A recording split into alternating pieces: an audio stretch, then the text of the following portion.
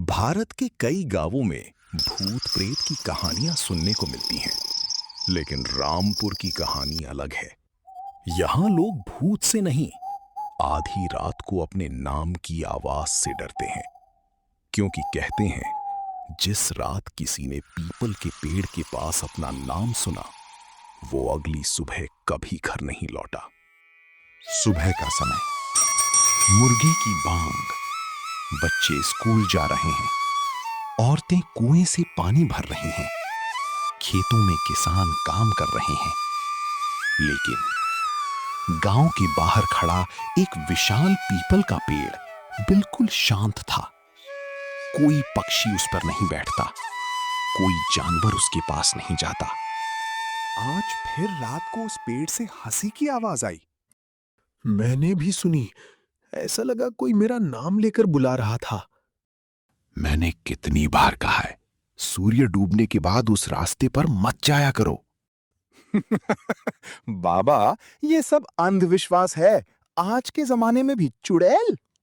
बेटा, मौत कभी बताकर नहीं आती। चौपाल पर अचानक सन्नाटा छा जाता है। गौरी सिर पर लकड़ियों का गट्ठर लेकर लौट रही थी। उसकी सहेली सीता दौड़ती हुई आती है। गौरी, तो फिर जंगल चली गई थी? हाँ, लेकिन आज जंगल अजीब लग रहा था। क्यों? ऐसा लगा कोई मेरे पीछे पीछे चल रहा था। कहीं पीपल वाली? गौरी तुरंत उसका मुंह बंद कर देती है। उसका नाम मत लिया कर। गांव का मुखिया धनराज अपने आंगन में बैठा था। एक आदमी घबराया हुआ उसके पास आया। मुखिया जी, रात को फिर वही आवाज आई। धनराज का चेहरा एक पल के लिए उतर जाता है, लेकिन वो तुरंत खुद को संभाल लेता है। लोगों में डर मत फैलाओ। आदमी चला जाता है। धनराज अकेले बुदबुदाता है। क्या वो फिर लौट आई है? रात के ठीक 12:13 विक्रम हाथ में टॉर्च लेकर पीपल के पेड़ की ओर बढ़ रहा था। आज मैं साबित कर दूंगा कि यहाँ कोई चुड़ैल नहीं है। वो पेड़ के नीचे पहुंचता है। अचानक उसकी टॉर्च अपने आप बंद हो जाती है। अरे, ये क्या? वो टॉर्च थपथपाता है। तभी एक धीमी आवाज, विक्रम। वो चौंक कर पीछे मुड़ता है। कोई नहीं। फिर आवाज आती है, विक्रम। इस बार आवाज बिल्कुल उसके कान के पास से आती है। उसके हाथ कांपने लगते हैं। बिजली चमकती है। एक पल के लिए सामने सफेद साड़ी में खड़ी एक औरत दिखाई देती है। लंबे बिखरे बाल, चेहरा पूरी तरह ढका हुआ। वो धीरे धीरे अपना सिर उठाती है और उसी क्षण बिजली चमकी। विक्रम ने कांपते हुए सामने देखा। सफेद साड़ी में एक औरत पीपल के पेड़ के नीचे खड़ी थी। उसके लंबे बाल पूरे चेहरे पर फैले हुए थे। वो बिल्कुल हिल नहीं रही थी। कौन हो तुम? कोई जवाब नहीं। कुछ पल बाद वो औरत धीरे धीरे अपना दायां हाथ उठाती है और जंगल की ओर इशारा करती है। अगर कोई मजाक कर रहा है तो सामने आओ। तभी एक जोरदार हवा का झोंका आता है। विक्रम अपनी आंखें बंद कर लेता है। जब वो दोबारा आंखें खोलता है, वहां कोई नहीं था। विक्रम वापस लौटने लगता है। तभी पीछे से किसी के कदमों की आवाज आती है। वो रुकता है। आवाज भी रुक जाती है। वो फिर चलता है।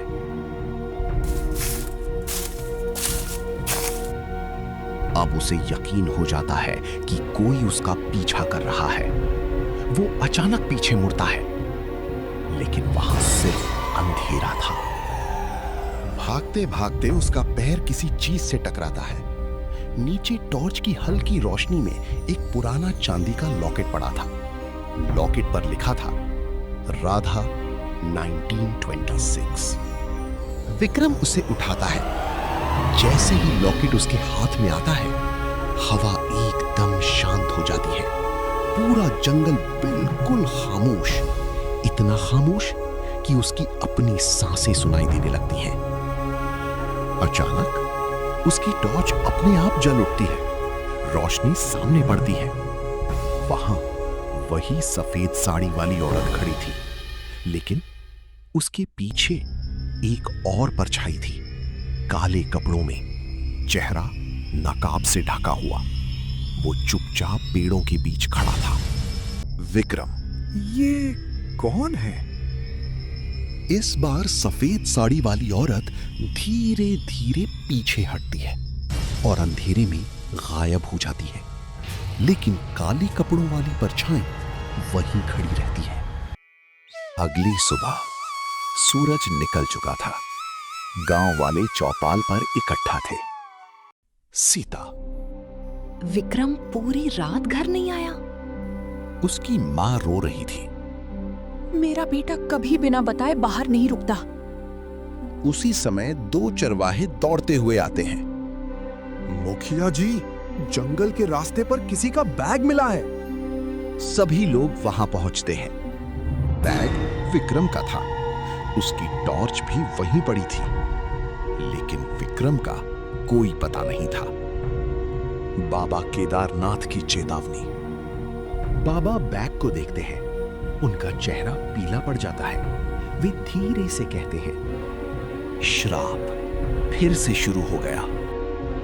गांव में सन्नाटा छा जाता है। कुछ लोग कहते हैं कि यह चुड़ैल का काम है, कुछ कहते हैं कि कोई इंसान लोगों को डरा रहा है, लेकिन सच क्या है ये अभी कोई नहीं जानता। उसी रात पीपल के पेड़ के पास एक नकाबपोश आदमी खड़ा था। उसके हाथ में वही पुराना लॉकेट था। वो धीमी आवाज में बोला, इतने साल बाद खेल फिर शुरू हो गया। तभी उसके पीछे से किसी औरत की धीमी हंसी सुनाई दी। वो घबराकर पीछे मुड़ा, लेकिन वहां कोई नहीं था। अचानक उसके कंधे पर किसी का ठंडा हाथ आकर टिक गया। गांव में दहशत। सुबह पूरे गांव में डर का माहौल था। हर घर का दरवाजा बंद। बच्चे स्कूल नहीं गए, औरतें कुएं पर नहीं आईं। चौपाल पर सिर्फ कुछ बुजुर्ग बैठे थे। मोहन। मैंने कहा था ना, विक्रम नहीं बचेगा। रघु। आज रात कोई भी घर से बाहर नहीं निकलेगा। तभी गौरी वहां पहुंचती है। डरने से कुछ नहीं होगा। अगर हम ऐसे ही बैठे रहे तो अगला नंबर किसी और का होगा। सभी उसकी तरफ देखने लगते हैं। पुलिस की एंट्री। दोपहर गांव में एक पुलिस जीप आकर रुकती है। जीप से उतरता है इंस्पेक्टर अर्जुन सिंह, करीब 30 साल, शांत चेहरा, तेज नजरें। अर्जुन। विक्रम के परिवार से कौन मिलेगा? विक्रम के पिता आगे आते हैं। साहब, मेरा बेटा वापस ला दीजिए। मैं वादा नहीं करता, लेकिन सच जरूर ढूंढूंगा। अर्जुन जंगल पहुंचता है, वही जगह जहां विक्रम का बैग मिला था। उसे जमीन पर कुछ अजीब दिखाई देता है। मिट्टी में बने पैरों के निशान, 2 अलग अलग निशान, एक सामान्य इंसान के, दूसरे नंगे पैरों के। लेकिन नंगे पैरों के निशान अचानक जाकर गायब हो जाते हैं। कांस्टेबल रवि। सर, ये कैसे हो सकता है? हर रहस्य का जवाब होता है, बस हमें सही सवाल पूछना होगा। अर्जुन बाबा के घर जाता है। आपको इस पीपल के पेड़ के बारे में क्या पता है? बाबा कुछ देर चुप रहते हैं, फिर धीरे से कहते हैं, अगर सच जानना चाहते हो तो आज रात 12:13 पर पीपल के पेड़ के नीचे जाना। और अगर मैं गया तो? बाबा उसकी आंखों में देखते हैं। या तो तुम्हें सच मिल जाएगा, या फिर तुम भी वापस नहीं लौटोगे। उसी शाम गौरी अपने पुराने घर के स्टोर रूम की सफाई कर रही थी। धूल से ढका एक लकड़ी का संदूक मिलता है। वो उसे खोलती है।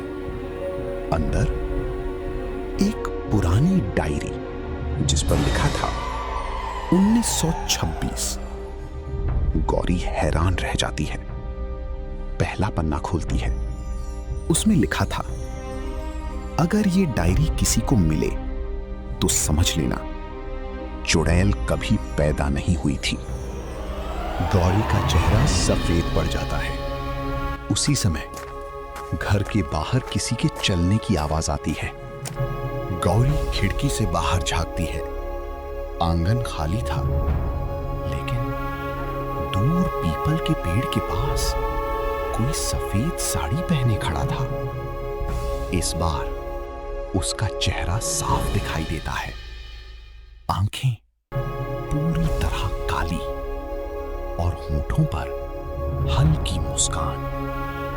गौरी डरकर पीछे हटती है। फिर दोबारा देखती है तो वहां कोई नहीं था। रात 12:13। इंस्पेक्टर अर्जुन अकेला पीपल के पेड़ के नीचे खड़ा था।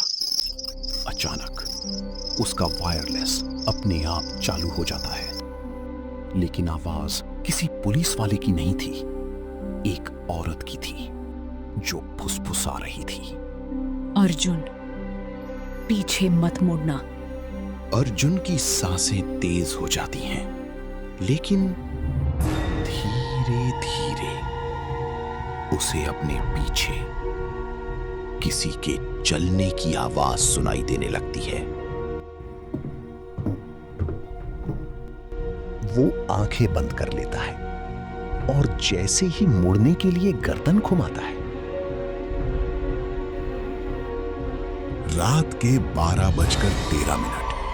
अर्जुन पीपल के पेड़ के नीचे खड़ा है। वायरलेस से वही धीमी आवाज आती है, पीछे मत मुड़ना। अर्जुन अपने हाथ की टॉर्च कसकर पकड़ लेता है। उसी समय पीछे से पायल की आवाज आती है।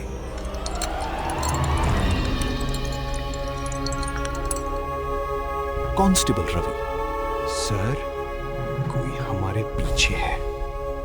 अर्जुन धीरे से कहता है, भागना मत और बिना वजह गोली भी मत चलाना।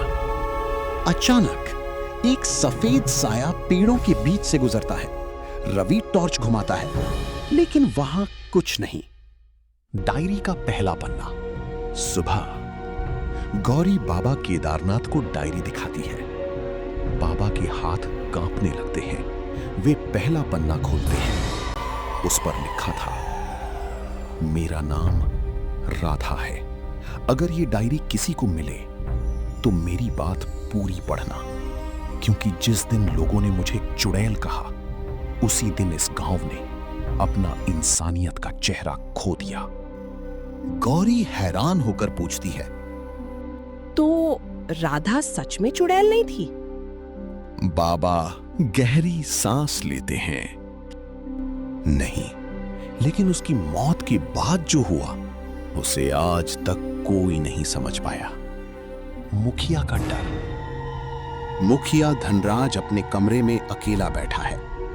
वो एक पुरानी तस्वीर निकालता है। तस्वीर में 5 लोग खड़े हैं। उनमें से एक युवा लड़की है जिसका चेहरा हूबहू डायरी में बने स्केच जैसा है। धनराज तस्वीर देखते ही घबरा जाता है। वो बुदबुदाता है, इतने साल बाद भी तुम हमें छोड़ने नहीं आई। तभी खिड़की अपने आप खुल जाती है। ठंडी हवा कमरे में भर जाती है। तस्वीर जमीन पर गिर जाती है। जब धनराज उसे उठाता है तो तस्वीर में मौजूद लड़की का चेहरा गायब हो चुका होता है। पुराना मंदिर। अर्जुन और गौरी जंगल के भीतर एक टूटे हुए मंदिर तक पहुंचते हैं। मंदिर की दीवारों पर अजीब निशान बने हैं। बीच में एक पत्थर पर उकेरा है, सत्य छिप सकता है, मिट नहीं सकता। अर्जुन पत्थर हटाने की कोशिश करता है। नीचे एक संकरी सीढ़ी दिखाई देती है। दोनों एक दूसरे को देखते हैं। गौरी धीमे से कहती है, क्या हमें नीचे जाना चाहिए? अर्जुन टॉर्च जलाता है। अब लौटने का सवाल ही नहीं। दोनों सीढ़ियों से नीचे उतरने लगते हैं। नीचे पहुंचकर उन्हें एक पुराना कमरा मिलता है। दीवारों पर धूल जमी है। एक कोने में लकड़ी का संदूक रखा है। अर्जुन संदूक खोलता है। अंदर पुराने कपड़े, एक चांदी का कंगन और वही डिजाइन वाला दूसरा लॉकेट जैसा विक्रम को मिला था। गौरी फुसफुसाती है। क्या ये दोनों एक ही जोड़ी के हैं? अचानक कमरे का दरवाजा अपने आप बंद हो जाता है। पूरा तहखाना अंधेरे में डूब जाता है। अर्जुन टॉर्च जलाने की कोशिश करता है, लेकिन वो काम नहीं करती। तभी अंधेरे में किसी लड़की की आवाज सुनाई देती है। मुझे इंसाफ चाहिए। गौरी डरकर अर्जुन का हाथ पकड़ लेती है और उसी पल कमरे के दूसरे छोर पर दो चमकती हुई काली आंखें दिखाई देती हैं। तहखाने का दरवाजा अपने आप बंद हो चुका है। अंधेरे में किसी लड़की की आवाज गूंज रही है, मुझे इंसाफ चाहिए। इंस्पेक्टर अर्जुन और गौरी पहली बार उस रहस्य के इतने करीब पहुंच चुके हैं जिसने पूरे रामपुर को 100 साल से डरा रखा है। पूरा तहखाना अंधेरे में डूबा हुआ था। गौरी अर्जुन का हाथ कसकर पकड़ लेती है। अर्जुन, कोई हमें देख रहा है। अर्जुन मोबाइल की फ्लैश लाइट जलाता है। धीरे धीरे रोशनी पूरे कमरे में घूमती है, लेकिन वहां कोई नहीं। तभी दीवार पर खून जैसे लाल रंग से एक वाक्य उभरता है। सच पेड़ के नीचे दफन है। दोनों एक दूसरे की ओर देखते हैं। वे जैसे ही तहखाने से बाहर निकलते हैं, उन्हें दूर जंगल में किसी के भागने की आवाज सुनाई देती है। रुको! वो टॉर्च लेकर उसके पीछे दौड़ता है। पेड़ों के बीच एक काले कपड़ों में नकाबपोश दिखाई देता है। उसके हाथ में एक पुराना फावड़ा था। वो तेजी से भागता है। अर्जुन उसका पीछा करता है। नकाबपोश अचानक मुड़कर धुआं फैलाने वाला एक छोटा कैनिस्टर फेंकता है। धुआं फैल जाता है। कुछ सेकंड के लिए कुछ दिखाई नहीं देता। जब धुआं हटता है, नकाबपोश गायब था, लेकिन जमीन पर एक कपड़े का छोटा टुकड़ा पड़ा था। अर्जुन उसे उठाकर जेब में रख लेता है। उधर गौरी डायरी का अगला पन्ना पढ़ती है। उसमें लिखा था, मैंने किसी का बुरा नहीं किया था, मैंने सिर्फ सच देखा था, लेकिन गांव के 5 लोगों ने अपने अपराध छिपाने के लिए मुझे चुड़ैल घोषित कर दिया। गौरी की आंखें फैल जाती हैं। वो तुरंत बाबा केदारनाथ के पास दौड़ती है। बाबा, ये 5 लोग कौन थे? बाबा चुप हो जाते हैं। कुछ देर बाद कहते हैं, उनमें से 4 मर चुके हैं। और 5वां? बाबा धीरे से जवाब देते हैं, वो अभी भी जिंदा है। उसी रात गांव के पुराने कब्रिस्तान में नकाबपोश अकेला खड़ा था। वो एक पुरानी कब्र के सामने घुटनों के बल बैठा। धीरे से बोला, मैंने तुम्हारा काम कर दिया। अचानक पीछे से ठंडी हवा चलती है। वो पलटकर देखता है। सफेद साड़ी वाली औरत कुछ ही कदम दूर खड़ी थी। इस बार उसका चेहरा साफ दिखाई देता है। आंखों में आंसू थे, लेकिन चेहरा गुस्से से भरा हुआ। नकाबपोश एक कदम पीछे हटता है। मैंने वही किया जो तुम चाहती थी। औरत धीरे से सिर हिलाती है। नहीं। उसकी आवाज पूरे कब्रिस्तान में गूंज उठती है। तुमने निर्दोषों को डराया है। हवा अचानक बहुत तेज हो जाती है। पेड़ों की शाखाएं झूमने लगती हैं। नकाबपोश घबराकर भाग जाता है। सफेद साड़ी वाली औरत वहीं खड़ी रहती है और धीरे धीरे धुंध में विलीन हो जाती है। अगली सुबह अर्जुन उस कपड़े के टुकड़े की जांच करवा रहा था। तभी कांस्टेबल रवि दौड़ता हुआ आता है। सर, गांव के पुराने कुएं से एक लोहे का संदूक मिला है। अर्जुन तुरंत वहां पहुंचता है। संदूक खोला जाता है। अंदर पुरानी तस्वीरें, एक टूटी हुई चूड़ी और एक पुलिस अधिकारी की वर्दी। वर्दी पर नाम की पट्टी लगी थी, इंस्पेक्टर देवेंद्र सिंह। अर्जुन हैरान रह जाता है। लेकिन इंस्पेक्टर देवेंद्र तो 30 साल पहले इसी गांव से लापता हुए थे। उसी समय संदूक के अंदर रखा पुराना वायरलेस अपने आप चालू हो जाता है। उसमें से वही महिला की आवाज आती है।